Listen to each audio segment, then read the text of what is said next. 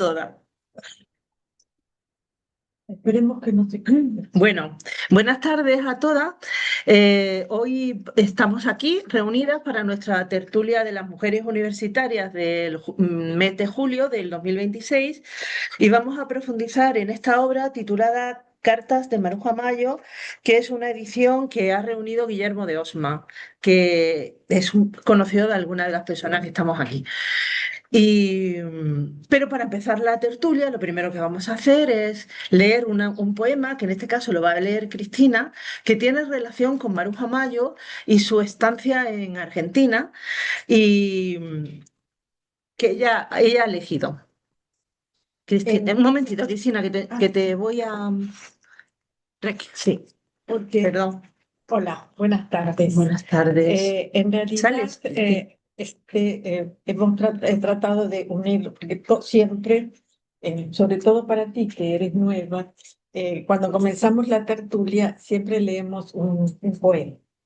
Y esta vez, teniendo en cuenta que Maruja Mayo habla bastante de un poeta argentino que es Raúl González Tuñón, pensé que podíamos vincular, ver cómo era ese poeta del cual ella era muy amiga de él y de la mujer, con una poesía de él.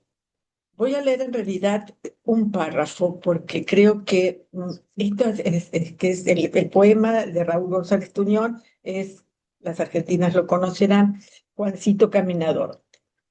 Juancito Caminador, sí, porque es muy bonito en realidad, y sé que, bueno, yo no lo voy a leer ni cantar como Mercedes Sosa, así que leo el primer párrafo, pero luego escuchamos a Mercedes Sosa. Bueno, qué buena idea, Cris.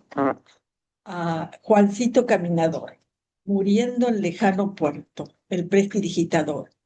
Poca cosa deja el muerto, terminaba su función, canción, baraja y paloma. Todo cabe en una caja, todo menos la canción.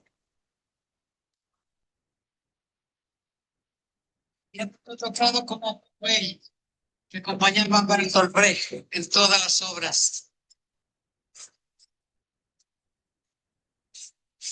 Juancito Caminador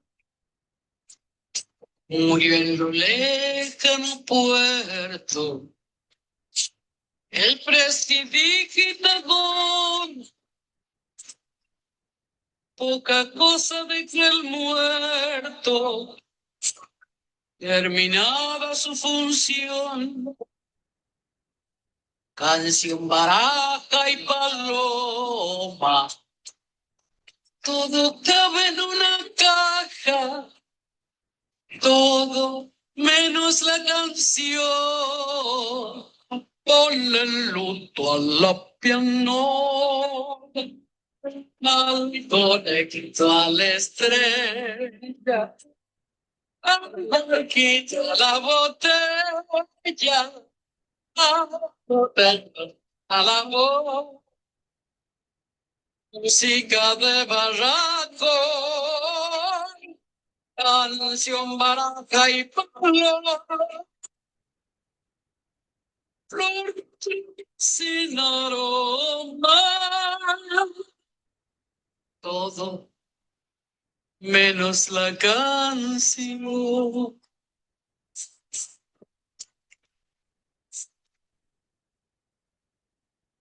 Ponle luto a la veleta, al gallo, al reloj de cruz.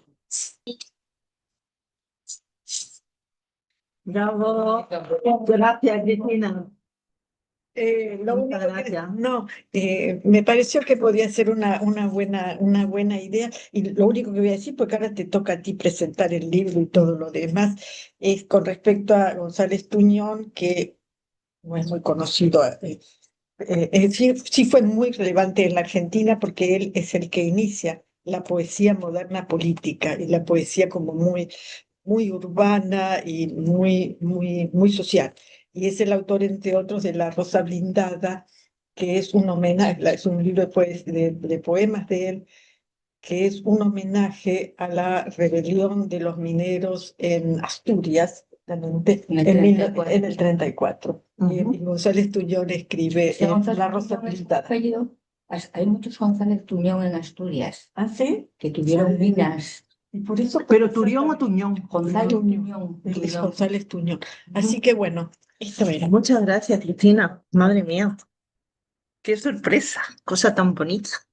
Es que la voz de Mercedes Sosa, que sí. Bueno, Bueno, yo es que os digo la verdad, yo siempre hago unas introducciones cortitas, pero es que esto no sé cómo va a salir, porque es que no sé cómo hacer cortito el tema de Maruja Mayo. Y más a lo largo. No, no, tampoco quiero hacerlo largo. Lo que te salga. A ver, la cuestión es que sé muchas cosas de Maruja Mayo, porque estoy obsesionada con Maruja Mayo desde muy joven. ¿Ah, sí? Sí. Sí, lo primero que oí de Maruja Mayo no lo oí a ella, oí a Dalí, que decía de ella que era una mujer mitad ángel, mitad marisco. Ah, sí, Y eso, y luego las fotografías que vi de ella con Neruda en Chile, en el Pacífico, con las algas puestas por la cabeza, ¿no? Yo decía, en Isla Negra. mm, Sí, claro. y cuando yo la veía, digo, "Jo, esta mujer hace las cosas que a mí me gustaría hacer si me atreviera, ¿no? Tiene las narices de hacerlo, ¿no? Y, y ya, pues bueno, me quedé obsesionada. Ya luego he visto muchísima obra suya en el Museo Picasso, por ejemplo, aquí hicieron una retrospectiva de las mujeres surrealistas Sí, y entre otras estaba Maruja Mayo. He visto Las Máscaras en Madrid, he visto mucha obra de ella en muchos museos de todo el mundo. Pero, perdón. Sí, vamos a Te pedir. pedimos aquí Venga. para terminar. Vamos a hacer un inciso para pedir. Una exposición en Santander muy buena. Ah, sí, la de la Fundación Botín. Fundación Botín. La Fundación Botín fue sobre máscaras, ¿no? Sobre máscaras. Mm. Y ahora yo creo que está en Madrid. Sí. Hasta marzo. En el Ya no Reina. Está en el Reina Sofía. Ya terminó. Ya terminó, sí. Vamos a pedir. Yo tengo, creo que fotos de aquí, de cuando estuve en Navidad, que estaba. Gracias. Bueno, Eh, un algo poquito, con por favor. bastante hielo, pero no deja limonada. Limonada, sí, con bastante hielo y sin azúcar, puede ser.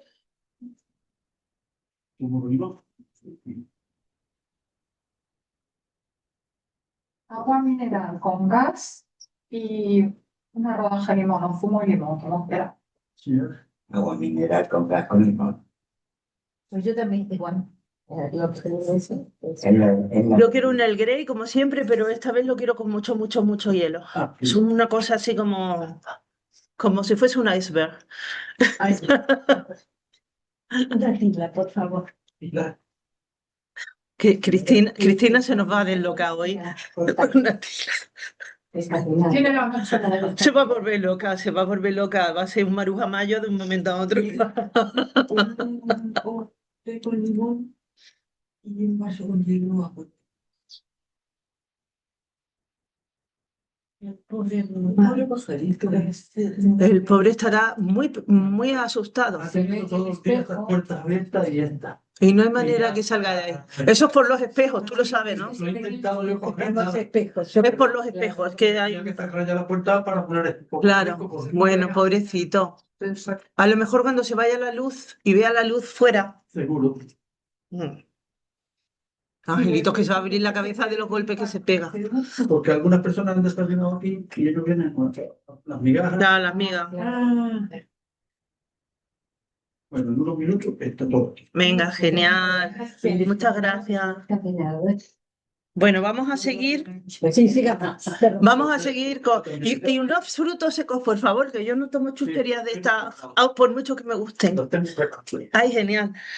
Pues nada, vamos a empezar por lo más obvio, que es que cuando nació Maruja Mayo. Maruja Mayo nació en 1902, o sea que inauguró el siglo, aunque ella en montones de momentos en su vida se quitó como mínimo 5 años. mm, porque a ella le daba la gana, se quitaba 5 años. Es una de sus excentricidades. Y aunque se llamaba Ana María Gómez González, pronto cuando empezó a firmar sus cuadros se llamó a sí misma Maruja Mayo, que es el segundo apellido de su padre. Ah, Sí, es el segundo apellido de su padre. Y bueno, pues parte de sus hermanos habían nacido en Tui, que está también en Galicia, pero ella nació en Vigo, en un pueblo que se llama Viveiro. Pero allí tampoco estuvo demasiado tiempo, sino que se fueron a esto, a Avilés, se fueron a Avilés.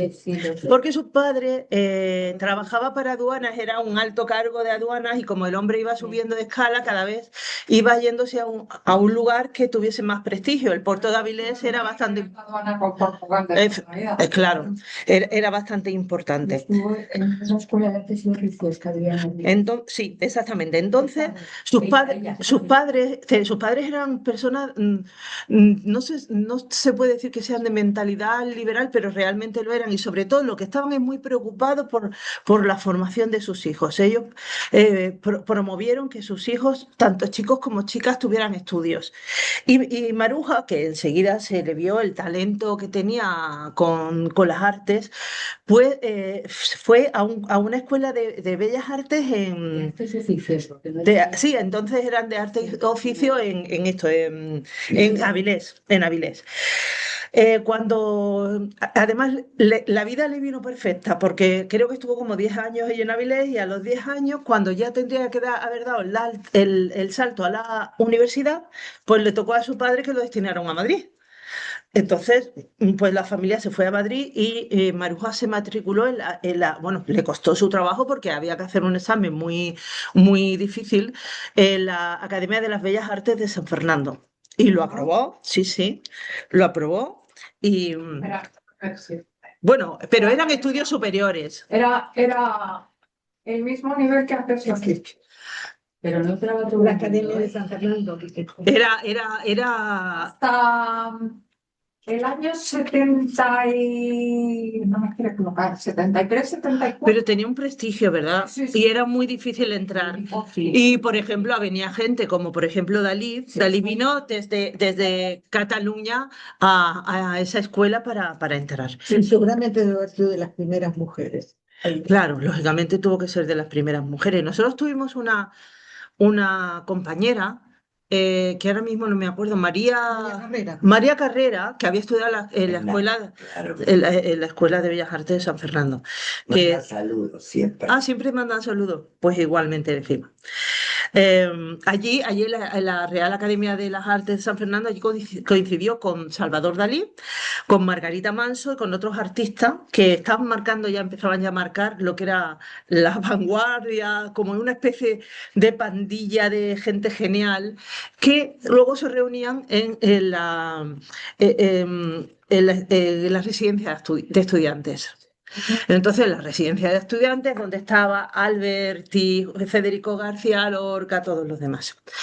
Y entonces, pues allí ella pues, empezó a frecuentar también la residencia de estudiantes y conoció pues a Federico García Lorca, al que amó profundamente como amigo.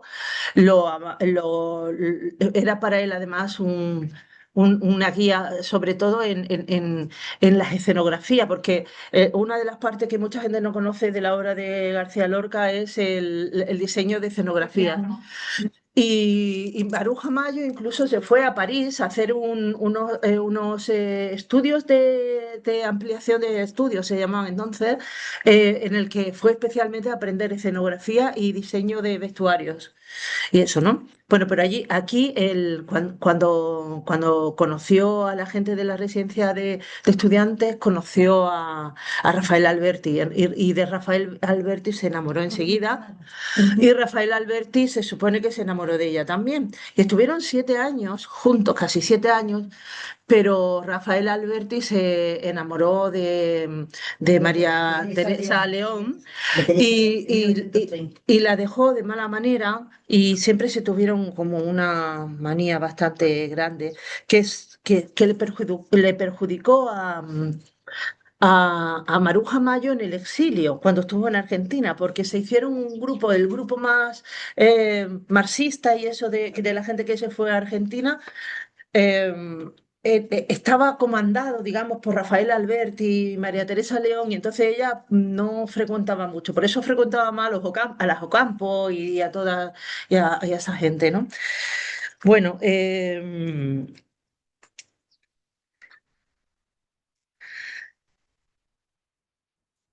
cuando estaba en la residencia de estudiantes y con estas amigas, empezó ya a ser un poco, ¿cómo os diría? Como si fuese cuando un niño se porta mal, Traviesa. traviesa, ¿no? Hacía como travesuras, Picardía. picardías en contra del establishment, ¿no? De cómo se suponía que una mujer estudiada, de educación, de buena familia se tenía que portar, ¿no? Y, por ejemplo, ella y Concha Méndez, que pues, Concha Méndez también tiene una historia, porque Concha Méndez era una mujer que era atleta y que era poetisa, era poeta, y que estuvo 7 años de novia con Buñuel, pero la tuvo en el armario todo el tiempo. Nunca la sacó del armario. Y mira que era valiosa, Concha Méndez, ¿eh?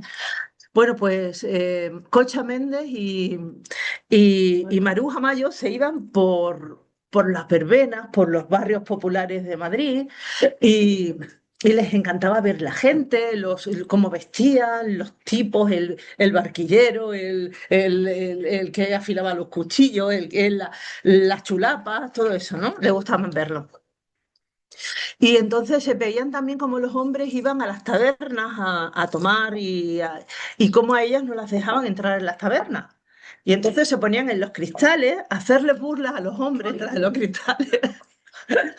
Se- Otro día, como también Concha Méndez montaba en bicicleta, hacía todo tipo de deportes, Concha. Y por lo visto, como no era de mujer digna hacerlo, pues era muy criticada. Y un día se les ocurrió coger una bicicleta de Concha y entrar en una iglesia y llegar hasta el púlpito. Y luego volver. Y luego volver. Entonces, esas son las cosas que se le ocurrían a ella y por eso luego ella tuvo miedo cuando saltó la segunda, o sea, cuando se dieron el golpe de Estado y fue la segunda guerra, la guerra civil, tuvo miedo de que la matasen a ella Era también, transgresora. porque era transgresora, sí. Y bueno, también está la anécdota esta de los que todo el mundo le llama las sin sombrero, pero en realidad eran los sin sombrero, porque eran Federico García Lorca, el otro quién era, Ana, Dalí, Salvador Dalí, era Maruja Mayo y La Manso. ¿Cómo es? Concha Manso. No, Concha Manso no era. Margarita Manso, gracias, memoria mía. Y Margarita Manso. Entonces, un día, viendo que cuando iban a los barrios populares, las mujeres podían ir sin sombrero, porque claro, no tenían categoría para llevar sombrero, pero luego las niñas que iban bien vestidas como ellas y los hombres que iban bien vestidos tenían que llevar sombrero porque formaba parte del uniforme de gente bien, pues un día, pues cuando iban por la Puerta del Sol, se les ocurrió quitarse los sombreros. Y dice que llegaron a apedrearlos. Y aunque nadie, no consta en ningún sitio que los apedrearan. Y la verdad es que Maruja Mayo muchas veces se inventaba las cosas. Sí, bueno, a veces o exageraba o inventaba las consecuencias de lo que había sucedido. Y todo el mundo sabía y la apreciaba, aunque sabían que era fantasiosa y exagerada y un poco dramática y esas cosas, ¿no? El, Sí, la nuestra señora ha pedido té con hielo. Sí. Thank Le you. traigo más hielo, perdón que interrumpa, le traigo más hielo. Sí, por favor, pero tráemelo. Bueno, luego. Venga. La fila y lo caliente han ido a hacerlo, ya llegarán. Perfecto. Muchas gracias. Tengo aquí para que se lo vayan a hacer. Entonces, Muchas gracias. Más zumo de limón por aquí. Maruja Mayo aprobó unas oposiciones para la función pública y para trabajar de profesora. Y en estas misiones pedagógicas que hacían también a los lugares rurales, pues se vio con cierta amistad con Miguel Hernández, que lo conoció en Madrid, pero estaban implicados en ese proyecto también. Y se hicieron amantes, se hicieron novios. Y la pobre es que no le duraba un novio, ¿eh? Es que no veas, es que enseguida ella se fue a hacer parte de estas misiones pedagógicas que las hacían en lugares rurales y daban clases a la gente de allí, ¿no? Como que acercaban la cultura de la ciudad a los lugares pues rurales. Y bueno, pues dieron el golpe de Estado y bueno, pues metieron en la cárcel a Miguel Hernández y a mucha más gente. Pues Pero ella Pasó lo que ella pasó. se largó. ella estaba en Lugo, ella estaba Estaba en Galicia, sí. en Galicia. Y entonces conocía a Gabriela Mistral. Y Gabriela Mistral, porque para salir del país había que tener una excusa. Entonces, Gabriela Mistral le hizo una propuesta para dar ciertas conferencias sobre teoría artística, sobre plástica y técnica en Chile. Y por eso salió de España, fue hasta Lisboa y de Lisboa ya salió hasta Argentina. Y bueno, Pero Miguel Hernández se quedó. sí, Miguel Hernández se quedó, murió en la cárcel por lo visto, ¿cómo se llama la enfermedad? Tuberculosis, ¿no? Sí. Sí. Bueno, las primeras. Perdón, porque se me pregunta, ¿Cuánto estuvo tiene? mucho tiempo, ¿cuántos años sociales? O sea, que Sí, muchos casi años. 30 años. Sí. Bueno, pues su obra estaba muy influida al principio pues de todo el realismo que veía en los barrios, lo popular, las verbenas, que tiene una serie titulada Verbena. Sí, su primera. Las verbenas que son maravillosas. Eh, no, hay de todo. Ahí puedes ver todo tipo de personajes populares y te das cuenta cómo ella iba con una mirada de artista cuando iba de garbeo, que se llamaba de ir de garbeo a esos lugares populares que las señoritas bien no podían ir. Luego también, gracias. Para que vaya infusionando, que está demorado. Sí. Qué bonito. Luego también hizo lo de las cloacas, que eso tuvo que ver ya más con la influencia que Miguel Hernández tuvo en ella, con un pensamiento un poco más político de cómo, de las diferencias sociales, de las injusticias y todo esto, ¿no? De crítica social. La crítica social, sí. Pero toda su obra, excepto esas cloacas, la mayoría de ellas tienen mucho que ver con un colorido puro, con colores puros y a veces muy planos, ¿verdad, Eloisa?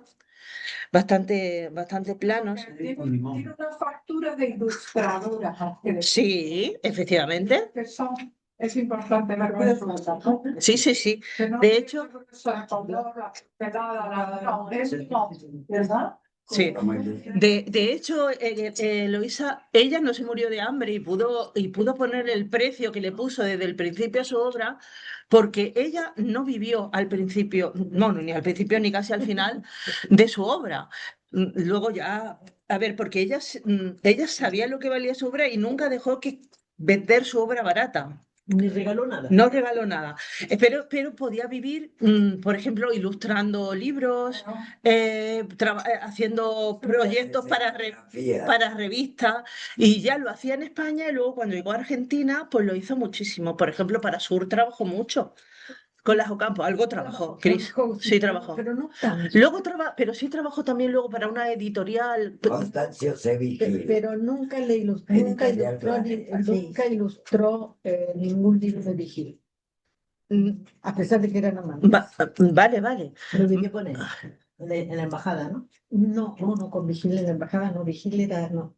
No, ese era el psiquiatra, ¿no? No, que se hizo la editorial Planeta de Buenos Aires. Ah, pero ella no era la que esa... Atlántida. Atlántida, vale, vale. Y además escribía libros infantiles. Vale, Y además en realidad, pero en realidad ella sí vivió mucho de esas ilustraciones, que no sé si eran para esa, No, sí, eran otras, eran. Sí. para otras publicaciones, pero sí conseguía vivir de eso, de manera que no se sentía apremiada a malvender su obra. Y como ella sabía, porque ella había estudiado mucho, era una teórica, y aparte de su técnica y de su talento y de toda su creatividad, era una mujer que sabía de arte. Entonces ella no se dejó, no dejó mal vender su obra, que sabía lo que valía, ¿no? A ver. Entonces empezó a promocionarse. Y ya de eso hemos visto mucho en el libro que traemos para leer, que se puede ver como alguien que está todo el día dando por saco con su obra. Y La verdad es que ¿verdad que sí? Bien. marketing, marketing, Bien. marketing, ¿no? Bueno, luego podemos hablar si queréis de eso, pero esta mujer fue una miembro de la generación del 27 y le costó Dios y ayuda hacerse que la reconocieran como miembro de la generación del 27, que la tomaran en serio porque era no solo. No solo era buena en lo que hacía, sino que es que era buenísima. O sea, era uno de los talentos más grandes que tiene la generación del 27. Y solo por el hecho de ser mujer, pues no la tomaban, ¿no? Y En Felipe serio. García que le dijo la Mayo. Fue el que le puso la Mayo, la Mayo. Sí, pero Federico en realidad sí le tenía mucho aprecio, ¿eh? Sí. Em, a ver.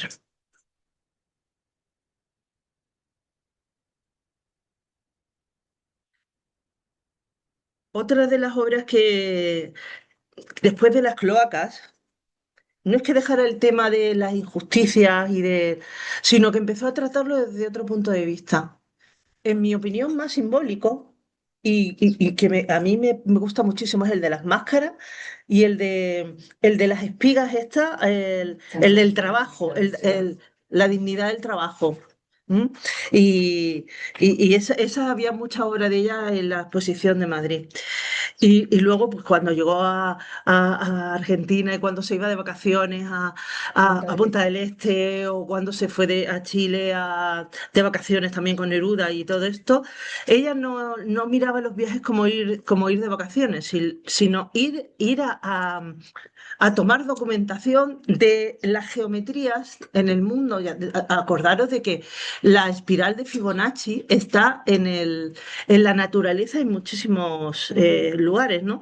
Y en las conchas, en muchos frutos, en las piñas. O sea, esa geometría que hay en lo natural y, y en una especie ella empezó a vislumbrar una especie de equilibrio universal que luego lo unió a un poco de esoterismo, de cómo se llama, cuando uno estudia astronomía y lo otro es astrología, ¿no? Esas dos cosas, ¿no? Lo que sí se sabe de ella es que defendió la libertad artística y que en realidad tuvo un carácter progresista durante la Segunda República, muy preocupada por la educación, igual que habían estado sus padres educados preocupados con su educación, ella estaba preocupada por las clases pobres, ¿no? Por los trabajadores, porque creía que también para mejorar era importante la educación, ¿no? Y luego en Argentina tuvo más relaciones liberales que marxistas. Eso es lo que tengo entendido. Sí, después lo Sí. comentamos. Sí, luego lo comentamos porque Cristina tiene más información No, es intuición. o intuiciones, ¿vale? Lo que sí está claro es que ella reivindica a la mujer creadora, independientemente de ser mujer o por ser mujer, vamos, que lo que no se puede pensar es que por ser mujer no eres capaz ni no tienes valor. Y rompe desde luego los moldes de feminidad, se monta en una bicicleta y entra hasta dentro en una iglesia para decirle al cura que ella se podía montar en una bicicleta. Es que los mitos eran tremendos, porque todavía en mi edad te decían, no te montes mucho en bicicleta, que se te va a romper y ya luego ningún hombre te va a querer. Hombre, por favor. Y a lo mejor hubiera sido él. Claro, son Montes a caballo. ni montes a caballo, efectivamente. Quédate en tu casa a coser, verás cómo no te pasa nada. Bueno. Pues vivió en el exilio, vivió en Uruguay, en México, en Chile, en Estados Unidos.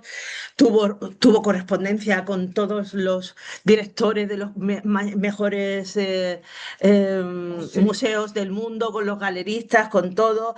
Se empeñaba, invertía su dinero en hacer catálogos que le hacía llegar a la gente. O sea, no le decía, mira, te tomo una foto y mira lo que he hecho. No, no, dándole un valor y a su propia obra, a mí me parece ejemplar, de verdad. Qué mujer más lista, pero qué trabajadora también.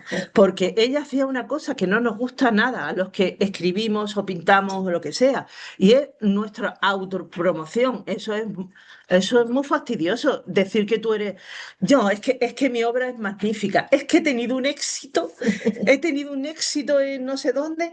Y luego te enterabas que vendía un solo cuadro. Sí, luego vendía un solo cuadro, pero ella se daba esa autopromoción, ¿no? A ver, es que se la tenía que dar ella porque no se la iba a dar, no se la iba a dar nadie, ¿no? Y bueno, ahí acabó su etapa americana, final de los 50, porque por lo visto en Argentina hubo un cambio, creo que político, ¿no? Y Pero hubo un cambio político, entonces, pero cuando ella se va, en realidad es cuando cuando es Frondizi en realidad presidente, que no era, pero Todavía no. sí, a fines de los 50. a ver, no, lo que pasa es que ella ya llevaba. Las situaciones le van. En realidad en Argentina ella llevaba como unos 9 años o así, un poco retirada socialmente, Correcto. porque ya pues como que no le apetecía mucho cómo se había enrarecido. Se murió Constancio Cevigil, que era quien era la persona que la protegía. Vale, entonces el caso que a ella Constancio Cevigil. ella se le empezó a poner un poco difícil el país, empezó a disfrutar menos y entonces en España estaba Leopoldo Panero padre y Luis Rosales que se encargaron de volver a traer a los intelectuales a España. Yo creo que hay que darle su sitio a Leopoldo Panero padre y a Luis Rosales, ya no solo como magníficos poetas escorialistas que lo fueron, sino también por la cantidad de intelectuales que trajeron del exilio. En 1961 consiguieron que Maruja Mayo por fin llegara y en la escalerilla del aeropuerto del avión estaba Leopoldo Panero con un ramo de flores para darle a Maruja Mayo. Entonces Maruja Mayo de repente se dio cuenta de que no la iban a matar, de que España estaba renaciendo de sus propias cenizas, claro, de que la gente estaba volviendo a crear y todo esto, aunque ya no estaban exactamente los movimientos, pero tampoco estaban en Argentina, tampoco estaban ya haciendo los mismos en París, en ningún lado, ¿no? Pero ella se sintió segura y como ya tampoco estaba también en Argentina, se volvió a Argentina y empezó a organizar todo el traslado.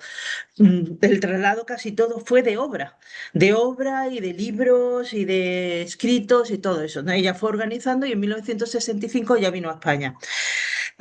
Cuando ya se instaló, se dio cuenta de que la empezaban a invitar a todas las conferencias, que ya empezaba Madrid a estar efervescente.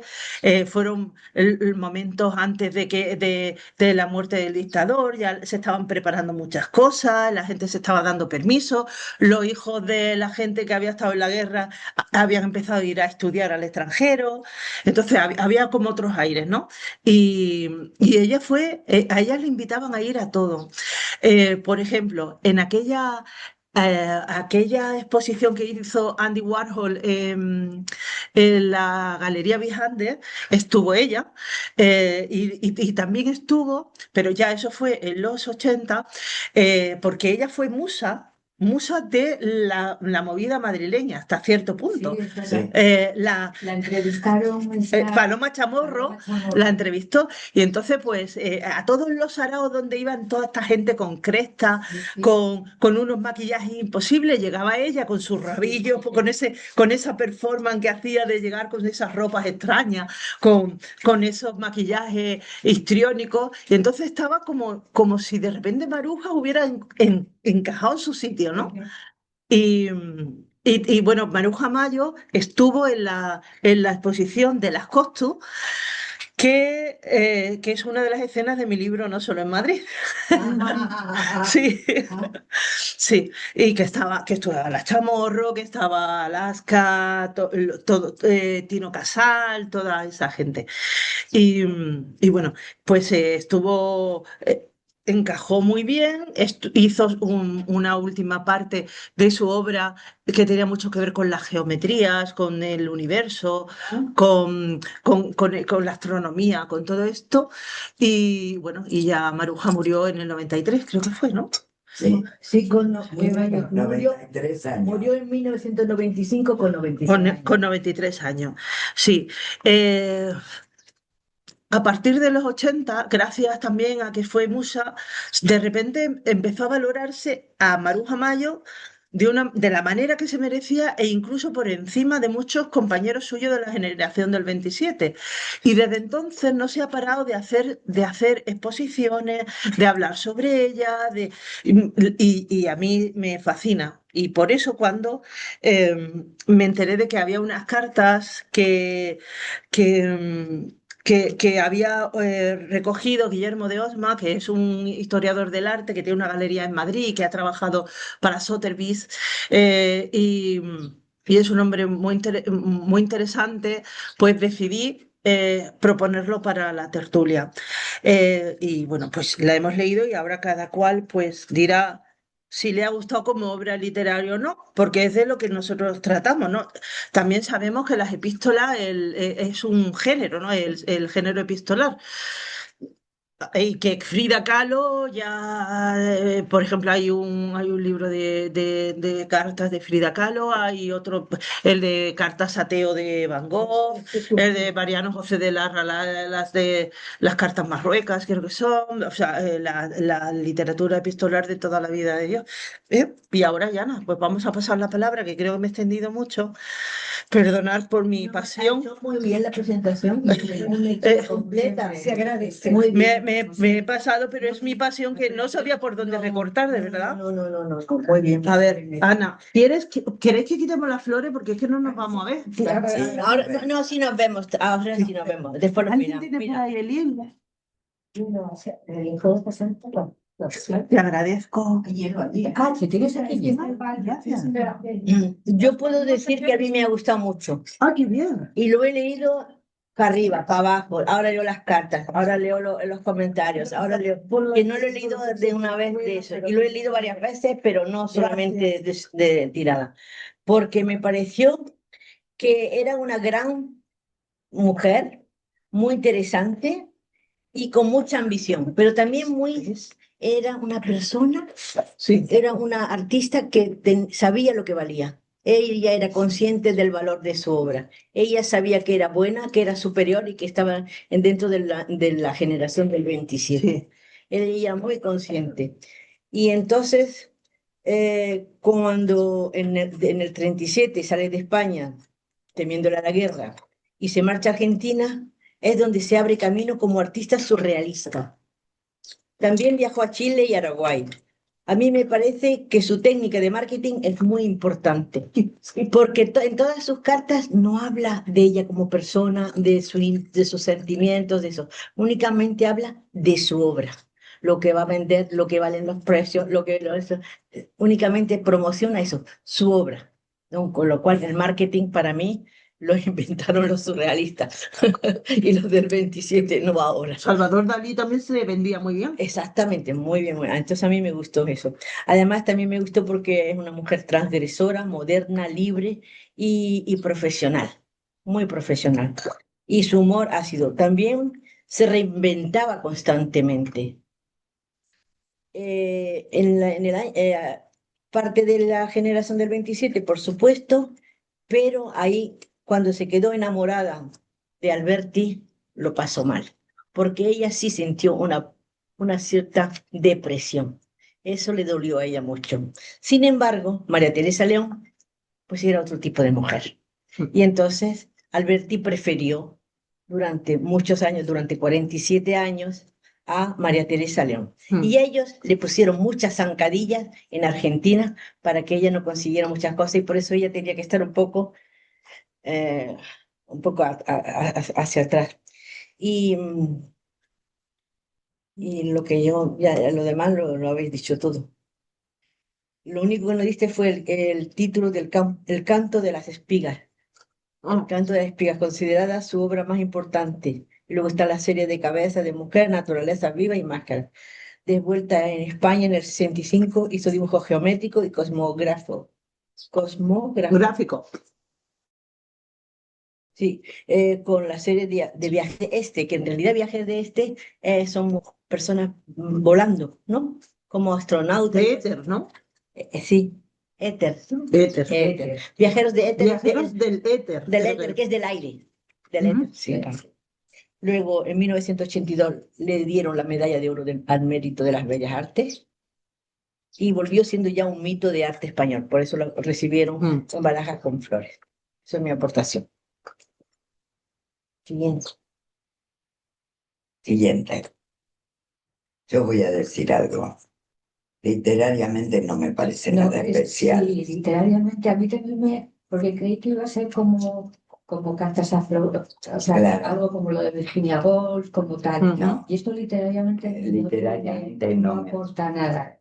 No, Es interesante, reconoce su vida. Exacto, es un recordatorio de la vida de alguien y muy relevante. Muy relevante para la historia del arte en España y para la historia del arte en América Latina también, porque también se la conocía mucho.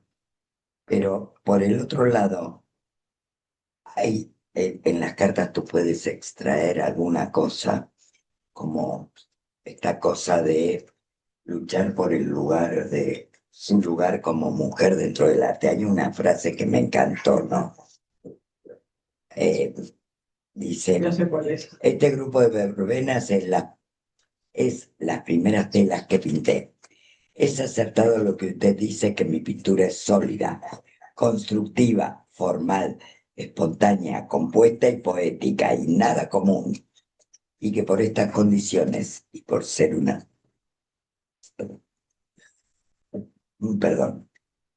por ser una chica, no se me debe colocar en el grupo de las pintoras, pues yo creo como usted, que la pintura es un arte andrógino. A mí me parece, esa frase es un golpe en el alma, porque para mí resume, y luego dice que tiene 20 años ahí, en la siguiente frase, tiene 20, dice, pero me da igual. A mí me pareció que era una frase muy relevante respecto de su personalidad.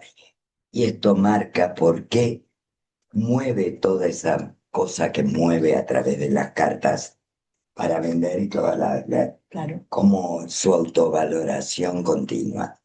Y luego hay una frase que yo no podía dejar de mencionarla, porque habla sobre los argentinos y dice, aquí languidecen como tangos.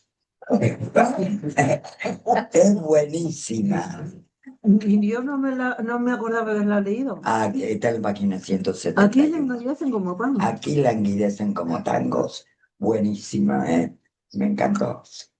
Pero el resto, a mí digamos, fue un recrear la obra de Maruja Mayo, sus movimientos dentro de la cultura y poco más. Literariamente, me parece pobre, perdonen, no me parece que sea nada. Tiene más la introducción y quizás algo al final que las cartas mismas. No, es que ella es pintora, ¿no? Las cartas que son un poco oficiales, no son, Claro, son serían una como los cosa. correos electrónicos de ahora. Como antes se escribía. Como obra Pero ahí hay obras muy, ahí hay ¿Cuál es cartas muy el personales que objetivo son de la difíciles hasta obra de descifrar. Ya. ¿Cuál es el objetivo de la obra literaria? ¿Contar quién es Maruja Mayo o simplemente dar el listado de sus... Es un documento, es un documento. No es un documento que no aporta más. Bueno, Por otro lado, tampoco sabemos mucho de su personalidad. Sabemos que era una gran marketingana, que en esa época además una mujer capaz de hacer su propio marketing de esa manera, cuando las mujeres eran seres destinados a sostener a la familia y a la humildad, pues la bomba. Has acabado ahora. Pero no sabemos nada de... Es que me olvidé decir que cada una tenemos una ronda primero de la opinión de cada una. Ha sido culpa mía. Disculpa. Y luego ya hacemos intercambio, ¿vale? Graciela, ¿has acabado o no? He acabado por ahora. Vale, sí. Venga, tú. Bueno, deciros que no he leído el libro porque no me ha dado tiempo. Es que ni me lo confío. ¿Para qué? Si es que no llego al 20. Pero preferí venir aunque fuera así, porque lo que sí que para mí es una personalidad muy enigmática, porque yo creo que toda esa histrionidad o histrionismo que tiene y todo esa forma de aparecer no es más que tapar a una gran timidez. Las máscaras. Claro, enmascarar. O sea, ella tiene las máscaras, le gusta mucho el tema máscara, le gusta mucho esconder, ¿no? Y luego tiene también un perfil muy fantasioso. De lo que dice la meta no es verdad. Pero no es que mienta, es que ella se lo imagina. Es el perfil de, bueno, pues estuve en la exposición y estaba André Breton. Y a lo mejor estuvo un vecino de André Breton que habló de André Breton. Nunca había pasado por la puerta. A ¿no? Entonces, ¿te parece? Yo leí hace tiempo un libro sobre ella que era La Venus Mecánica, que dice mucho de ella, de lo que percibes de ella, que es muy poco, pero bueno, me parece que dibujó, ¿no?, a este personaje tan enigmático. Me ha gustado mucho seguirla desde pequeña. En Buenos Aires he ido a ver cuando había Mayo, porque a mi padre le llamaba la atención y entonces nos llevaba, ¿no? Le llamaba la atención como mujer, como pintora, como investigadora. Decía, le pasa lo mismo que a Magritte, que no sabe dibujar, no sabe pintar, pero tiene un lenguaje. Y ella con ese lenguaje manda el mensaje que quiere mandar. Y a mí eso me parece que es muy acertado, ¿no? Es para lo que necesita mandar, lo hace muy bien. Luego, hay una cosa que me llama la atención, pero no porque sea mujer ni porque sea hombre.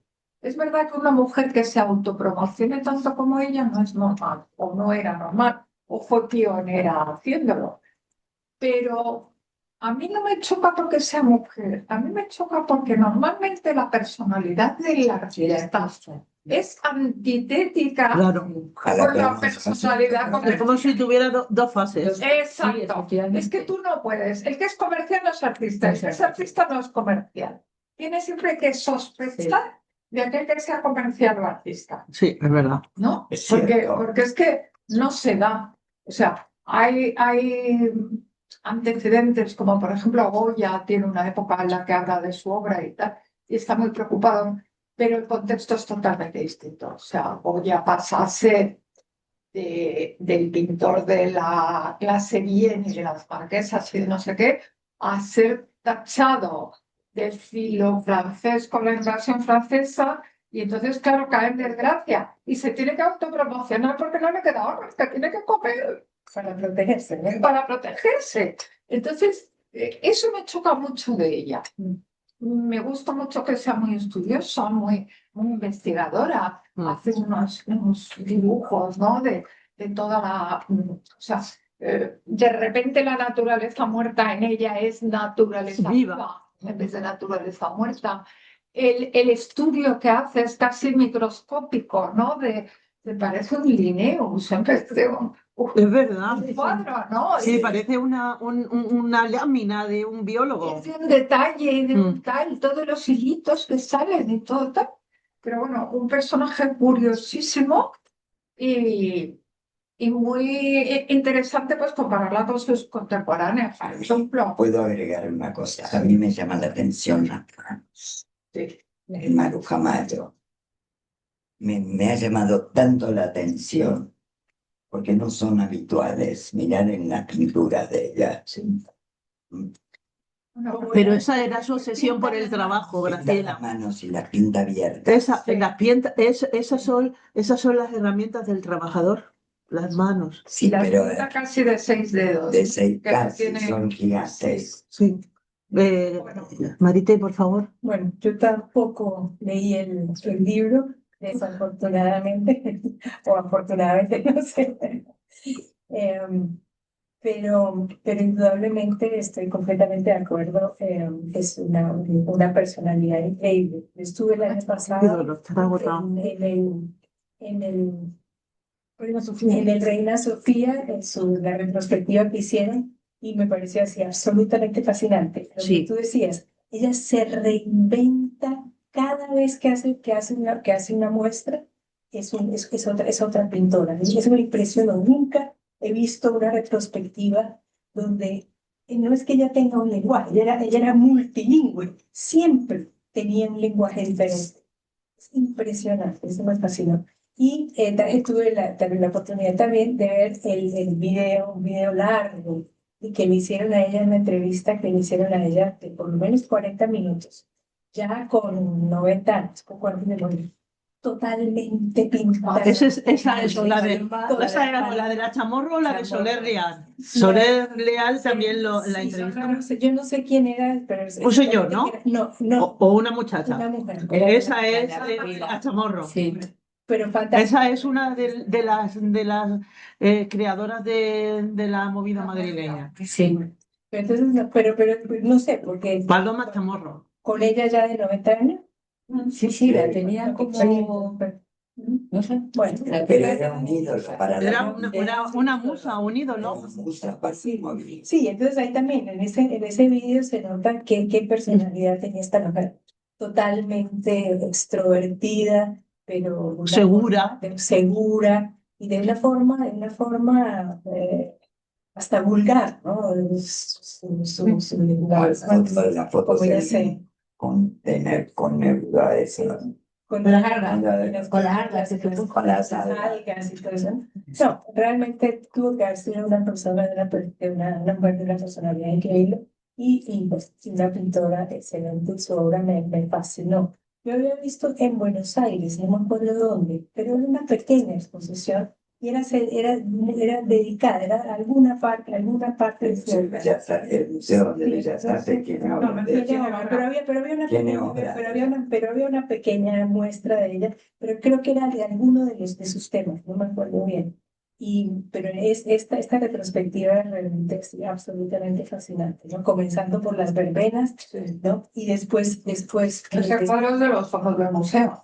De los fondos del museo. Y son como 20 cuadros de verbenas. No, tantos no son. Sí. Creo que son del Reina Sofía. Pero no hay más, no hay tantos de las verbenas. No sé, pero me parecieron muchos. O sea, Vale. es impresionante cómo. Y después va pasando cada vez diferente. Y lo que ustedes decían, ¿no? Esos dibujos. También en las vitrinas, en las mesas esas que ponen mostrando los dibujos, también mostraron exactamente ella como con diferentes reglas y hizo todos los Yo creo que era muy secuencias. trabajadora. Tuvo que haber sido. Creo que ha sido muy trabajadora. También estaban los artefactos. Cinco. Es que, porque es que algo que me olvidé antes de deciros, y que estaba esperando llegar al final, pero creo que debo decirlo por lo que estáis diciendo. Es que Maruja Mayo sí era muy prolífera en sus relaciones, en hablar de su obra, pero era como si fuese dos personas, como si fuese bifase.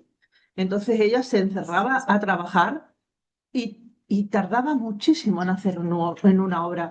La pensaba mucho, todo lo que era el cuadre, la geometría de todo lo que quería decir, y en realidad ella solo hizo 120 cuadros en toda su carrera. Y fueron 93. Yo creo que todos están. Creo que Picasso hizo 22.000, ¿no? No Podemos comparar. Quiero decir, El que pintaba un cuadro por la mañana y otro por la tarde, perdóneme, pero ya, está en otra clasificación, no de pintor, creador. pero Loisa, quiero decir para que veamos cómo esta mujer se tomaba muy en serio. Que alguien ha hablado de haber pintado como Linneo un cuidado, una perfección, un control sobre todo el proceso, un tiempo sin ahorrar en tiempo, sin ahorrar en materiales. Otra cosa que hacía es que los cuadros de Maruja Mayo no se han estropeado ninguno, porque usaba los materiales más caros. Que fue a la Escuela de Artes y Oficios, que eso es lo que hoy día se olvida. Se van a Bellas Artes, que es una facultad como todas, y no le enseñan el oficio. Claro. Perdón. Claro. Bueno, pues eso me ha parecido interesante deciros cómo era su proceder a la hora de pintar. Entonces las verbenas... Tiro de un cuadro y la pintura está en el suelo. Que mucha gente piensa que hay muchas verbenas, solo hay 5. Solo hay 5. Para mí me parecieron 10.000. Llenaba todo un salón, ¿no? Sí. Y también había una reproducción de sus escenografías para García Lorca, trabajos en paja, animales en paja, muy bien trabajados, muy bien pensados, ¿no? O sea, también un dominio del volumen impresionante. Gracias. A ti. Raquel, te dejamos seguir. Yo justo, vengo por lo que decías tú, yo creo que mucho de todo en ella se explica por el estilo de la época, por toda la generación a la que pertenece, que son todos hijos de la Bauhaus española, es decir, de la Escuela de Artes y Oficios, donde aprenden oficios y donde además el sentido del trabajo, lo que dices tú de que estas son las herramientas, el sentido del artesano, del artista trabajador, lo reciben en la formación de la Escuela de Artes y Oficios. Y lo conozco un poco porque el hermano de mi madre estudió en esa época en la Escuela de Artes y Oficios. Él era tallista, estudió talla en madera y terminaba de la civil, se exilió a Francia y hay grandes obras suyas. Escultura. En talla en madera, escultura en madera. Hay obras suyas en Lyon, todo un retablo de la Fourvière es suyo. Entonces, claro, yo he escuchado mucho en mi familia, sobre todo mi tío, que escribía, hacía teatro, hacía de todo, era un artista, esencialmente un artista. Le he escuchado mucho hablar de todo aquello. Entonces, toda la personalidad que apenas descubrimos por la obra literaria esta, yo no la he encontrado, la personalidad de Maruja Mayo no la he encontrado en absoluto aquí. He encontrado su faceta de directora de marketing que me parece impecable. Es decir, sabe perfectamente lo que tiene que hacer, pero además con una modernidad. O sea, el marketing que ella hace en 1920 es el que se hacía en los años 90 en Madrid, en España. Ahora ya es otra cosa, que todo esto se ha disparado ya con las tecnologías, ¿no? Pero el marketing ese que se hacía en los años 90, en los años 2000 en Madrid, es el mismo que ella hacía. Esa metodología de los catálogos, lo importante que eran los libros de artista, pero no solo de hacer un catálogo, de hacer un buen catálogo con una calidad tremenda en la factura del catálogo y luego de dedicarse ella a mandarlo y a difundirlo. O sea, ella actúa como directora de orquesta porque, claro, no tiene un equipo de marketing al lado. Que hoy en día es diciendo Hoy que día los tienes un 93 equipo siempre de contratan, marketing, Pero tampoco era común. Claro, era lo otro que iba a decir, que aquello también era hay algo en el grupo, porque Dalí lo hace, porque Picasso lo hace, no tan bien como ella, me parece que ella lo hace impecable, pero ellos lo hacen también, o sea, la autopromoción, el marketing, el automarketing, en esa generación se da, en los más grandes se da. No sé cómo lo Pero aprenden. Dalí y Picasso tienen unos marchands conocidísimos. Sí, pero ellos, Picasso Hombre, se Dalí autopromociona. es que como tenía esa personalidad también, que era un show, pues tenía Pero, que... Dalí, detrás de todo lo que Dalí hacía, había un cálculo matemático. Ya ves. Hago esto por esto, por esto, por esto, que me vas a revertir dinerito. Sí. Y Picasso igual. Picasso tenía otra mentalidad de autopromoción y de automarketing, que, como tú dices, es muy rara en los artistas. Es un buen artista, no es buen marketingiano, pero en ellos parece que se dio.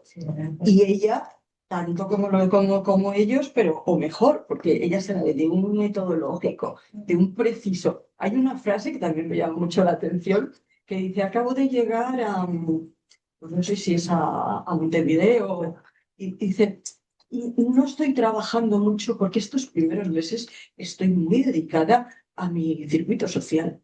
Cuando llega a Punta del Este. Estoy muy dedicada a las conexiones sociales. O sea, ella tenía clarísimo que antes de trabajar tiene que crearse una red de conocimientos para promover su obra. Esta mujer, que además que no ha tenido una formación en marketing, ella ha tenido una formación en arte.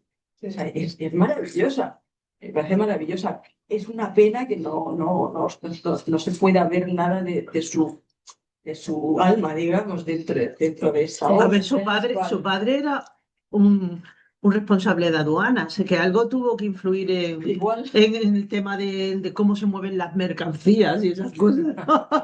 Es otro nivel. Y luego la Tenían muchos conocí, hermanos, ¿no? 14 luego la hermanos. conocí, por suerte, la conocí en la exposición de las Costus. Ah, ¿la conociste? ¿En la exposición de la que yo he hablado? De las Costus.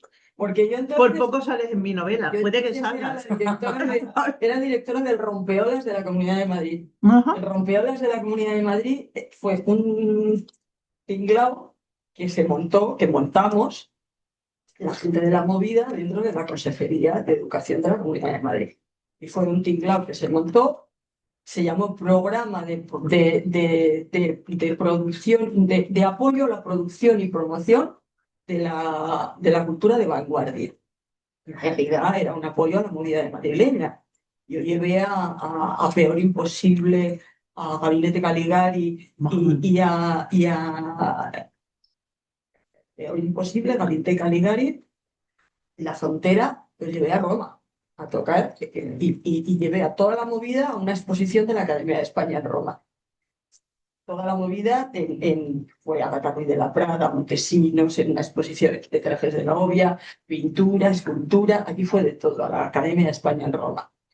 Y en la exposición de las Costus la montó el Ayuntamiento de Madrid, el concejal de Juventud del Ayuntamiento de Madrid, que era otro moderno de la movida, montó esa exposición junto con la galería.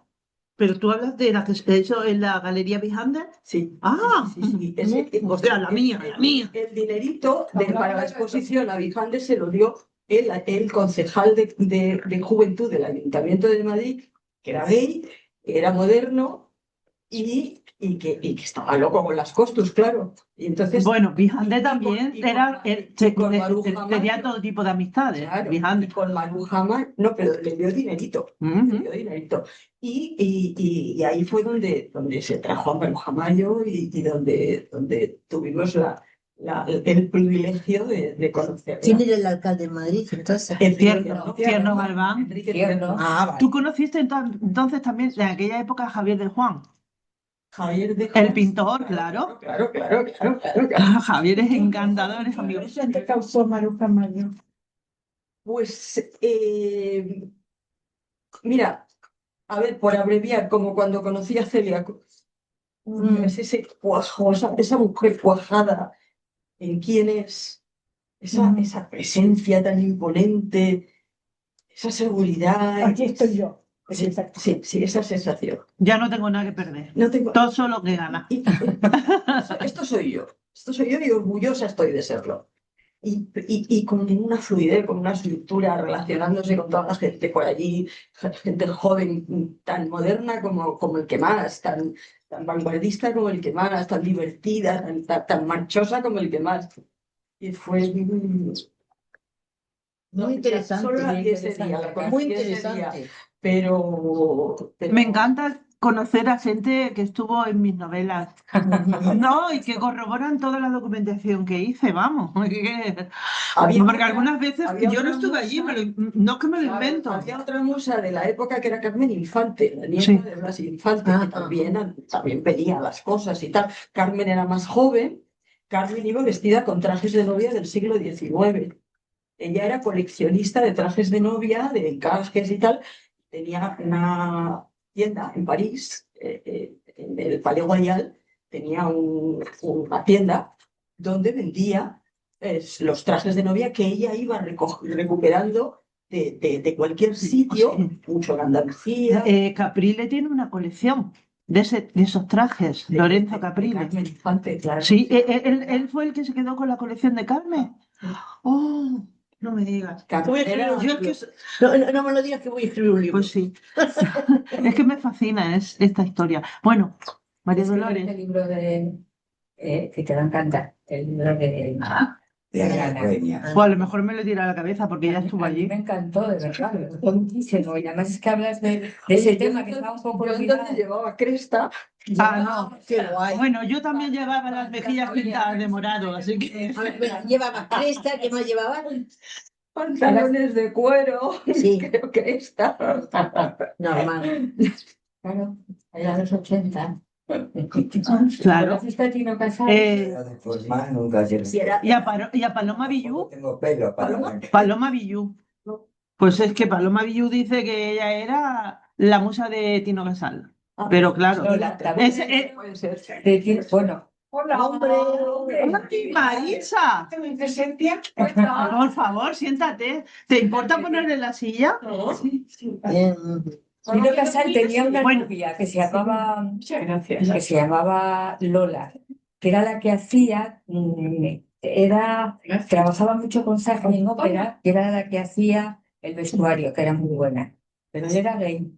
O sea, él era anti. Claro, por eso me extraña. Pero tenía novias también. Bueno, vamos a ver.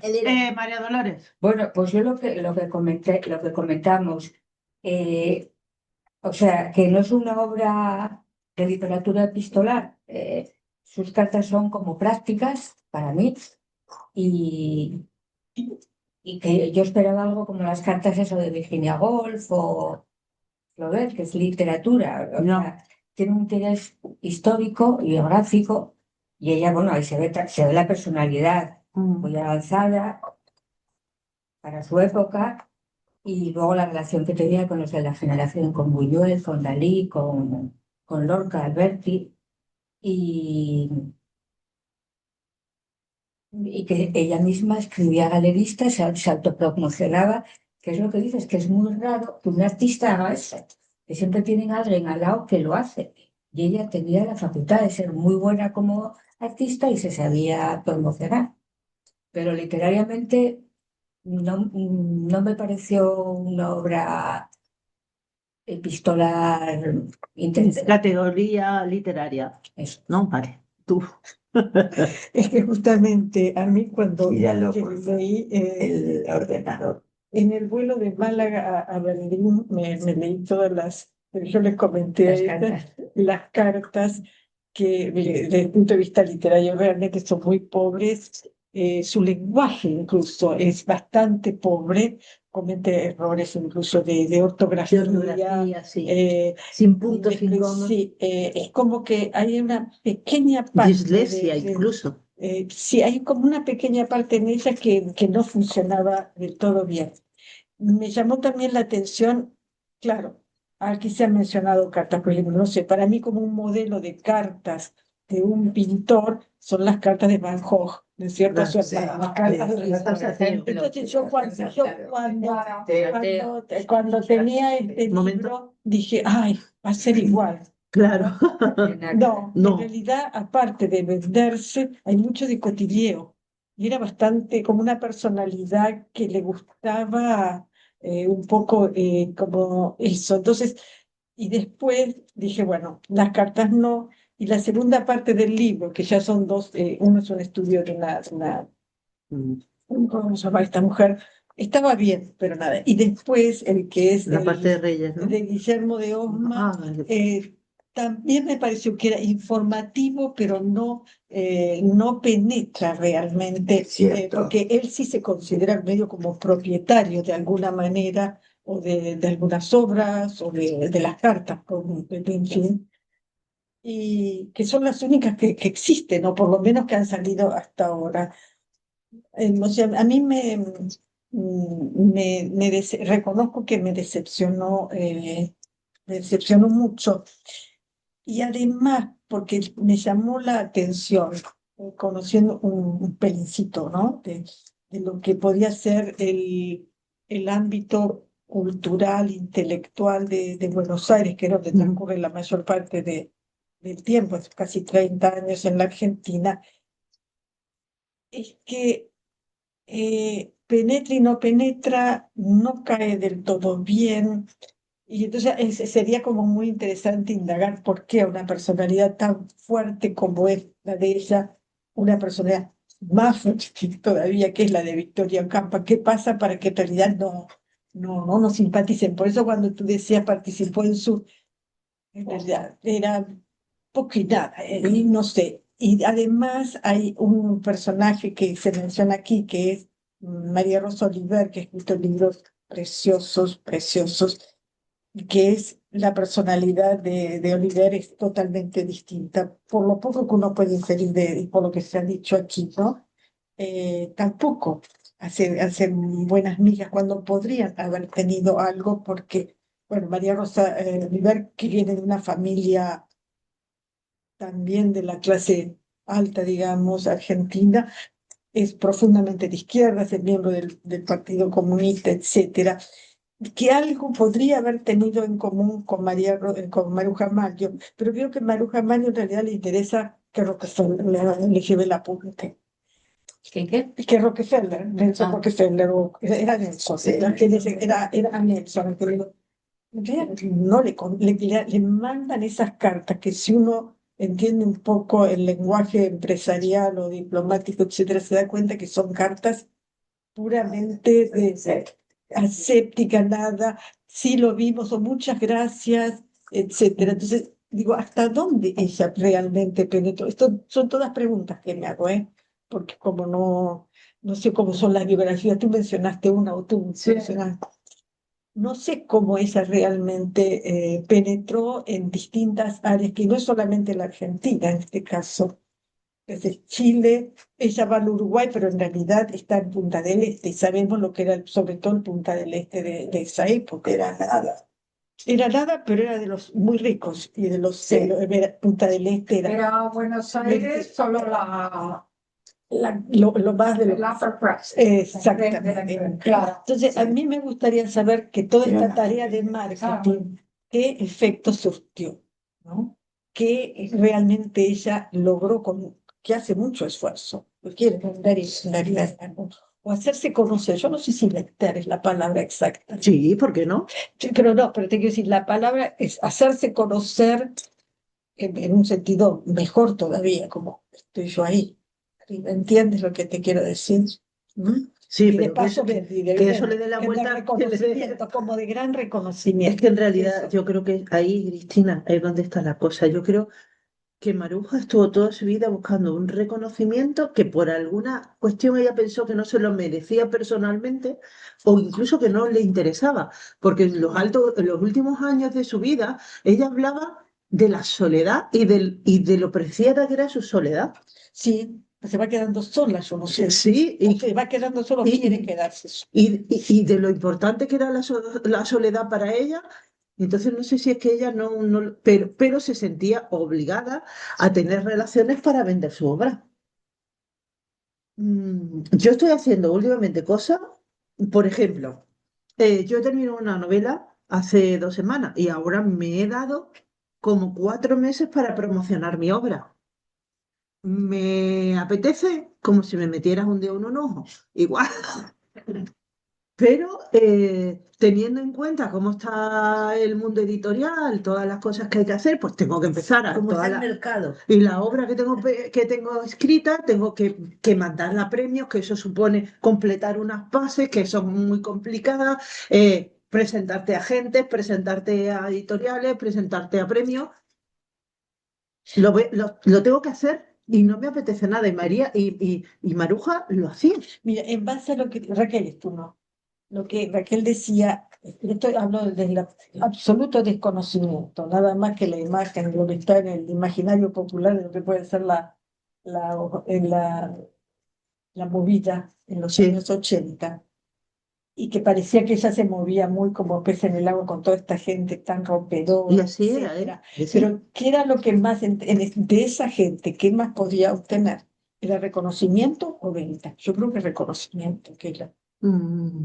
No, pero ella seguía moviendo su Pero esa obra, ¿eh? gente, claro, pero esa gente era la que le podía Date comprar cuenta, los chicos de Cristina, la movida. que fue a partir de los 80 cuando le dieron el premio de las artes, Entonces, es el 1982, en el reconocimiento, no es 82. la venta, no es la venta. No había dinero entonces. Ahí está, ese No es había el dinero, tema. no había compradores de arte. A eso me estoy refiriendo. Pero sí que había mucha promoción porque ahí había prensa, porque ahí había crítica a críticos. Sí, había ayudas estatales. Y luego, eso iba a decir que luego la administración estaba muy implicada a todos los niveles.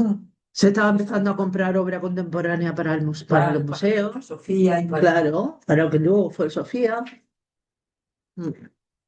Pero yo creo que en ese momento suyo fue quizá una sorpresa para ella. De pronto se encontró con que la querían, con una fauna llena de gente que eran ángeles y mariscos. Gente marciana como ella. Sí, sí, claro. Ella había sido una marciana toda la vida. Claro. Y de pronto se encuentra que hay más marcianos. De repente ella entra. Son marcianos que la quieren, que la cuidan, que la admiran. Y que encima son jóvenes. No, la querían de verdad. La movida no era aduladora. No. La movida era cálida, era simpática, divertida, cálida, de apoyarse los unos a los otros. Sí. No era aduladora. No iba por ahí la cosa. Y tampoco, la movida tampoco era dramática, o sea, se huía también de esa dramática que tenía la gente que venía del Partido Comunista, que se tomaba todo tan en serio, que era la lucha al trabajador. No. Esto vamos a ser creativos, vamos a divertirnos, vamos a pasarlo bien, vamos a quedar con los amigos, con la pandilla, vamos a pintarnos de rasta, te voy a pintar el pelo de verde. Un carnaval que salimos por Malasaña. Uno del grupo pintor nos pintó a todos la cara.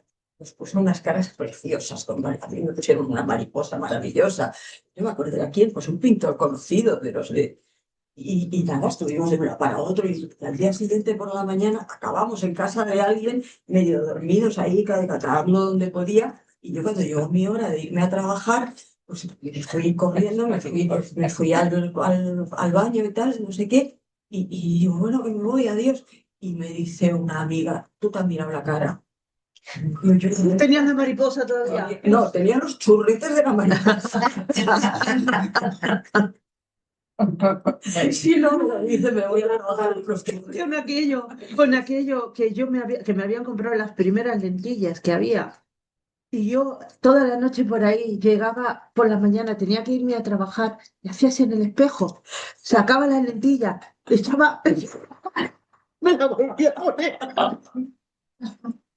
Con mi amiga Raquel, la que sale las dos así, con la lentilla. Yo no sé cómo no nos salió una urticaria mala en un ojo o algo. Bueno, yo quería hablar del libro. Marisa, ¿Querías hablar del libro? He venido por curiosidad por la autora. Bueno, que yo del libro realmente no había hablado, pero a mí como documento me ha parecido, me ha interesado muchísimo, me ha interesado las notas al margen, una barbaridad. Además hablaba de gente que conocía y que no me resultaba difícil. Sé que alguien que no conozca a toda esa gente, pues de repente se le forma un lío en la cabeza increíble, o sea que no llega a ningún sitio porque Guillermo de Osma no facilita que la gente entienda lo que se está contando. De hecho, empieza a dar ristras de nombre en algunas ocasiones. Lo que quise decir, esa es la que... Empieza a dar ristras de nombre una detrás de otra y a veces confunde incluso, o no confunde, sino que sigue hablando de gente que estuvo allí mezclada con los artistas que vinieron y que yo me he dado cuenta que hay incluso errores, ¿no? Errores de redacción. Y por el atropello de conocimiento que tiene él y quizás por esa superioridad del que piensa que todos tenemos que estar de estar en la meleza, ¿no? En ese grupo, ¿no? Y luego eso me ha hecho mucho reflexionar en otra gente que dice que cuando María vino a España en el 61 encontró que ya no estaba su gente, que ya no se movía pues pues eso, las sin sombrero, ya en los 60 las sin sombrero, ni esas tertulias que había en las residencias de estudiantes, esas cosas dadaístas que hacían de las putrefactas, los putrefactos y todo eso, ¿no? Y en realidad, ¿cuántas veces no nos ha pasado eso a nosotros? No solo le pasa a Maruja Ani, cuando vuelves y te encuentras que ya no es tu sitio y que tu sitio es una cosa en un tiempo, no es solo en un espacio, sino que es también en un tiempo. Y ya no es ni es tu tiempo, ni es tu espacio, ni nada, ¿no? Si no lo he entendido mal, es un buen tiempo, porque luego empieza a integrarse. Sí, pero eso ya es otro tiempo. Pero se integra y... Sí, pero no son las mismas gentes, ni son... Ella tuvo la suerte de tener más de un tiempo, pero ¿cuántos artistas se quedan en que son la generación de Millares y todo esto? Esa generación. Luego no tuvieron una segunda generación en otro momento. Y Maruja Mayos fue alguien que pudo estar en varios lugares. Al final de su vida estuvo enferma. Los 10 últimos años. Hombre, claro, supongo. Con 93 años, pues tú imagínate. A partir de los 83 ya no salía. A los 83 ya no salía. Superviviente. Claro.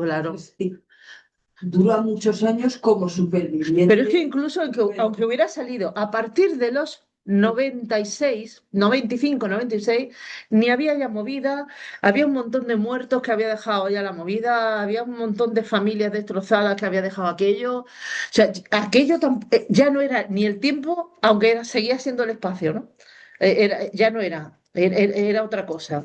Y bueno, eso, que no me ha gustado mucho la redacción y la redacción, no me ha parecido que esté bien organizada.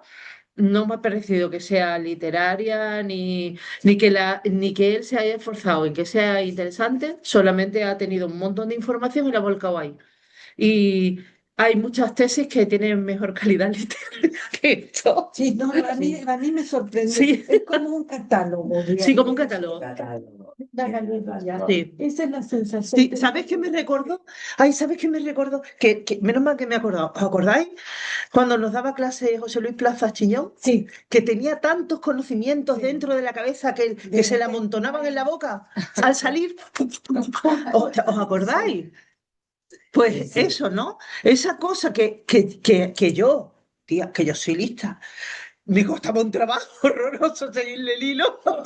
Era lo que yo decía, que no le había encontrado claramente el propósito al libro. Sí. ¿No? ¿Qué quieres ofrecernos con este libro? No, es como una... El propósito del autor. En realidad yo creo que él siente que todo eso es como un tesoro. Claro. Es un catálogo. Es la sensación. el tesoro que él tiene de la obra de Maruja y él tiene de propiedad de Maruja. Porque él tiene algunas obras. Porque las cartas deben ser de los herederos. Él tiene permisos. Él ha conseguido los permisos. Por eso, pero la propiedad de las cartas debe ser de la familia. Sí. Y él tiene en la galería algunas obras de Sí, esas. tiene.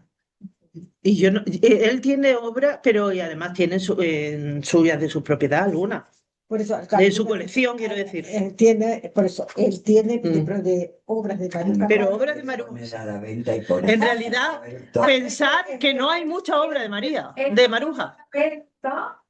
Porque se está organizando la exposición de Reina. Pues Sí.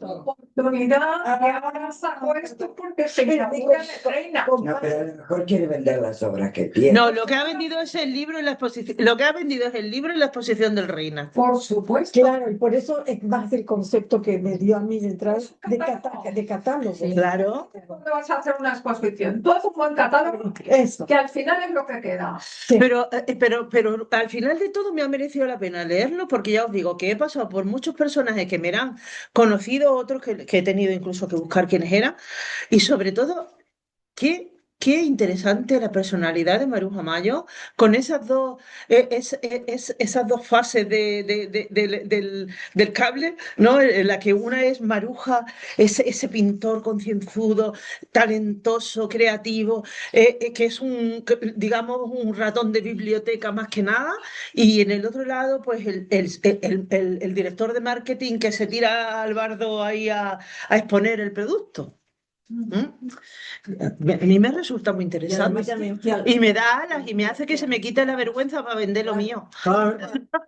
Se entiende a las mujeres a la hora de promocionarnos, de decir, es que mi obra tenía mucho éxito, es que mi obra es muy buena. Sí, sí. Tenemos ahí una lacra ancestral de que las mujeres no se exponen públicamente, de que las mujeres son humildes, No, de que si una mujer si una mujer se promociona, Como si se entonces, prostituye. se expone, se está vendiendo, se prostituye en el fondo y además o sea, un hombre se promociona y es un caballero. Sí, no, es lo que tiene que hacer porque forma parte de su rol proveedor. La mujer se promociona y es una listilla. Claro, eso forma parte del rol proveedor, es su obligación. O es una fantasiosa, claro. O es una tal, o es una... Eso forma parte del rol proveedor. El estereotipo todavía que el hombre puede hacer cosas que la mujer no. A día de hoy, imagínate entonces. Oye, ¿no os ha parecido también algo que me ha dado un poco de pena?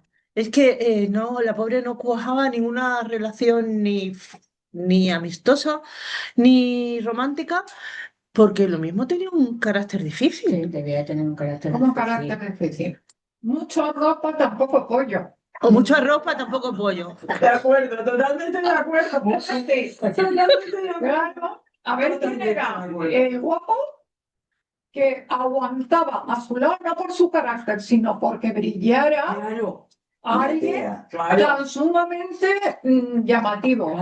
Nadie. Sí, con la de miedos que tienen los hombres a alguien que le supere. A día de hoy, imagínate de aquella época el machismo de la época que ni permitía siquiera el reconocimiento, es decir, que las pintoras eran las pintoras. Y por eso ella dice, a mí no me metan ahí. Porque no porque sí, porque eso era como manualidades de mujer aburrida. Decía las mujeres, sino porque ella dice, a mí no me metan en ese saco, que es el saco que ustedes están metiendo a las mujeres. Claro. O sea, y Ortega imagínate. es el único que habla de ella como interpares. ¿Quién? Habla Ortega y de... Gasset. Ah, sí, Ortega. Ortega es el único, Ortega y Gasset, Pero, que es el único que habla de ella sin... y Gómez de la Serna, ¿eh? Y Gómez de la Serna también. Semejante talla de hombre. Gómez de la Serna. El de las greguerías. Sí. Semejante Gómez de la talla Serna hombre, también. Claro, hay que tener esa talla de hombre Claro, para no conocer una asustarse. talla de mujer. Claro. Porque Dalí le dijo, el talento viene en los huevos, Maruja. Sí, sí. Machistas, pero... Oh, qué horror. Y Alberti otro machista. Hombre, Alberti. Alberti. Alberti es lo peor. Pero es que ahora cuando miramos también a los genios desde el punto de vista de nuestra mentalidad del siglo XXI tampoco es justo, porque ¿quién no era machista en aquel momento? Eran todos.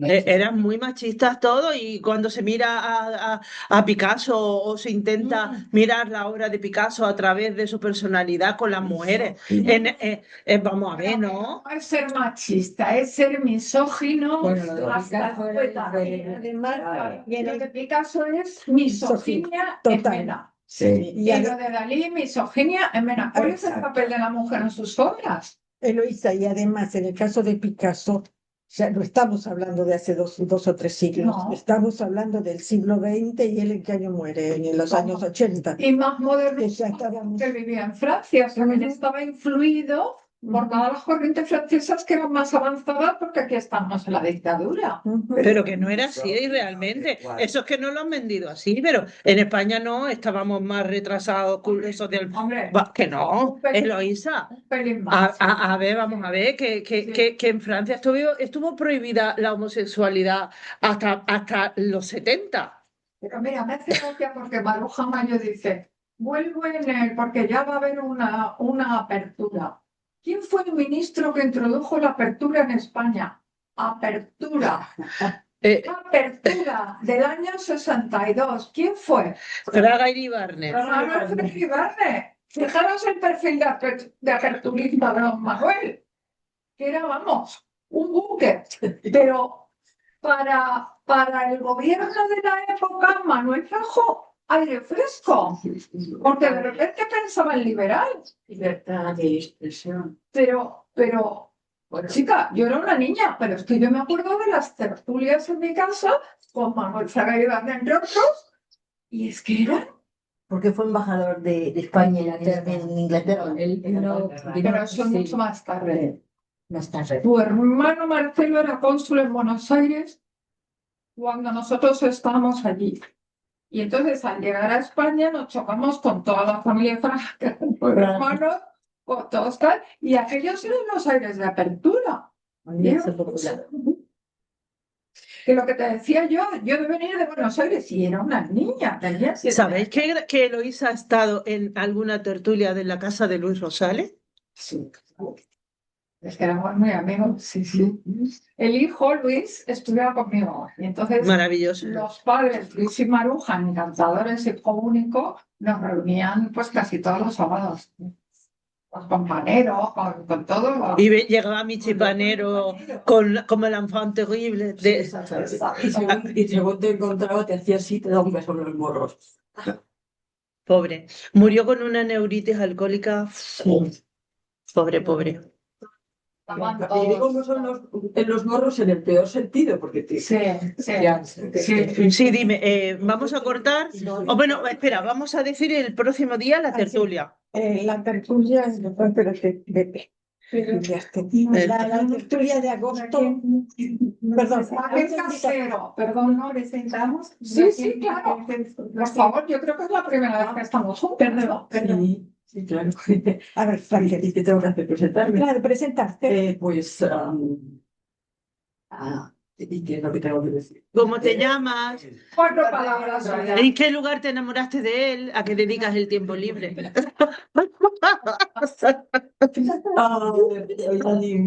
Licenciada en Ciencias del Deporte,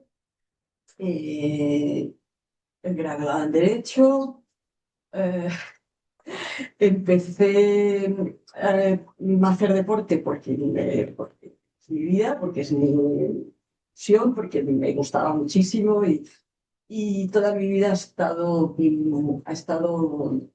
contaminada, en el mejor sentido de la palabra, por el deporte. Estudié Derecho porque pensé que quise presentarme a la cátedra de Derecho Deportivo de mi facultad de Ciencias de la Educación Física, que se iba a quedar libre porque el catedrático era muy mayor. Y yo dije, yo estudio la carrera y me presento a la cátedra para tener la cátedra de Derecho Deportivo. Y tuve la mala suerte de que cuando se convocó la cátedra, se presentó un compañero mío que había terminado Derecho y yo estaba en cuarto. Entonces se lo dieron a él, claro. Y yo me quedé a la segunda. Entonces me quedé sin la razón por la cual había hecho Derecho, que también me gustó muchísimo, y sobre todo desde el punto de vista del deporte, porque entonces era muy importante el derecho en el mundo del deporte. Hoy en día es una cosa ya que está muy desarrollada, pero estoy hablando de los años 70 y algo. y a mí me interesó muchísimo. Entonces, como me sentí muy frustrada por aquello, me presenté a una plaza en el Ayuntamiento de Madrid para directora de Polideportivo Municipal y la saqué y ya mi vida pues siguió por ese camino. No exactamente. Estuve unos años en el ayuntamiento y entonces se crea la Comunidad de Madrid, que no estaba creada todavía. O sea, era el momento de la Comunidad de Madrid. Entonces, como al mismo tiempo estaba haciendo derecho y me gustaba mucho el derecho autonómico, que se llamó, pues empecé a trabajar con equipos de trabajo sobre competencias, sobre distribución de competencias entre comunidades autónomas y el Estado, derecho comparado con otros países y cosas así. Y entonces por ahí entré en contacto con Manuel de la Rocha, abogado, que fue nombrado consejero de Educación, Deportes y Juventud en la Comunidad de Madrid, el primero, y entonces me dijo que si me quería ir con él, a trabajar con él en su consejería, pues porque por un lado sabía de derecho autonómico y por otro lado sabía de deportes. Y me fui a trabajar con él, con la Comunidad de Madrid. Y entonces, estando en la Comunidad de Madrid con todas estas cosas del montaje de la estructura deportiva, de la estructura de cultura, tal cual, surgió todo. Yo estaba metida en el mundo pero a nivel personal. Y entonces, como de pronto surgió la idea de que había una explosión cultural y que había que hacer algo, que no sé qué, y tú qué sabes de esto, ¿qué podríamos hacer? Entonces junté a gente de la movida, gente del mundo de la pintura, gente del mundo del vídeo, gente del mundo de la escultura, hice un equipo, y bueno, ¿qué podemos montar?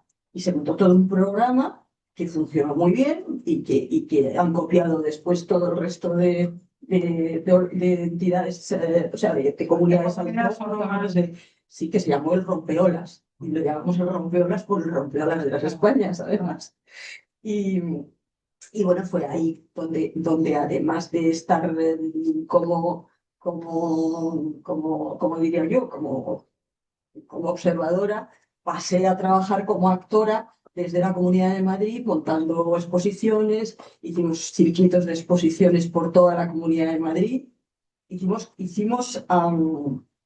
concursos, preséntense, pintores, escultores, videoartistas, diseñadores, preséntense a esta convocatoria que la hicimos con unos carteles divinos hechos por unos equipos artísticos, pintores que se dedicaban también a la ilustración, los carteles que se difundieron por todos los pueblos de la Comunidad de Madrid. Entonces se presentó gente, esa gente fue seleccionada por jurados en cuatro, o sea, dividimos la Comunidad de Madrid en 4 áreas, entonces en cada área había un jurado. Ese jurado elegía, me parece que eran 20 o 30, y luego el jurado central se quedaba con los 10 mejores. 10 mejores pintores, 10 mejores escultores, 10 mejores videoartistas, 10 mejores diseños de ropa. Y esos 10, durante un año entero, estaban haciendo exposiciones por todos los centros culturales de la Comunidad de Madrid, que entonces había unos centros culturales maravillosos, acababan de crearlos y estaban deseando tener actividad. Bueno, y yo qué sé, y en Parla, pero Conde Duque ha sido después. Y en Aranjuez. Conde Duque ha sido después. Sí, ha sido después. Pero los centros mucho después, además. De Parla, de Aranjuez, de Fuenlabrada, eran maravillosos. Unos pedazos de edificios y no tenían demasiada cosa. Entonces, que tú les ofrecieras una exposición montada con los catálogos, les dábamos los catálogos. Luego las cosas se repartían un poco entre todos, ¿no? Pero la gestión de catálogos, la gestión del montaje de la exposición, todo esto lo hacíamos nosotros. Y simplemente el ayuntamiento lo que tenía que decir, sí, este es mi espacio, y entonces montábamos la exposición de todo, montábamos los espacios para proyectar vídeo y una exposición de trajes de novia. Entonces, cada uno, Sibila, Matarrida de la Prada, Montesinos, cada uno hizo un traje de novia. Y fueron alucinantes los trajes de novia, alucinantes. O sea, una cosa maravillosa.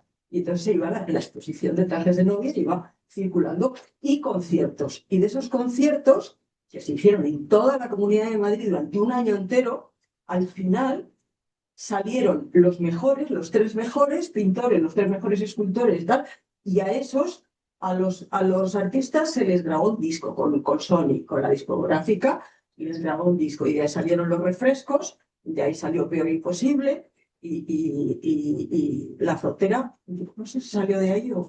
Bueno, salieron gente muy buena. Y pintores lo mismo, pintores se les llevó a la Academia de España en Roma, se les llevó a Barcelona, la Bienal de Barcelona, se les llevó a un montón de sitios. ¿Y ahora estás aquí?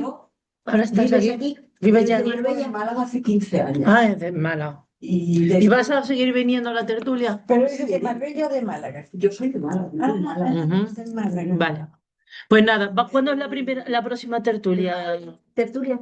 Sí, muy bien. ¿Cuándo es la próxima tertulia? ¿Puedes anotar, por favor, tu correo electrónico? Porque yo soy la pesada que manda correo Sí. electrónico recordando. Cris, todo. acuérdate, Es el mira, Es el 17 el 17, El 17 de agosto. el 17 de agosto, ¿y te acuerdas de la obra? El jugador de Dostoyevsky. Sí. Vamos de España a Rusia. Dostoyevsky, sí. El jugador Y a de Dostoyevsky. A Wiesbaden, preciosa ciudad. Exacto, sí. Yo estuve ahí hace poco. Hicieron una película de esa, En Wiesbaden. del jugador. Sí, sí, sí, Creo sí. que era el 17 estoy fuera, estoy Ay, qué pena. Uno guapo.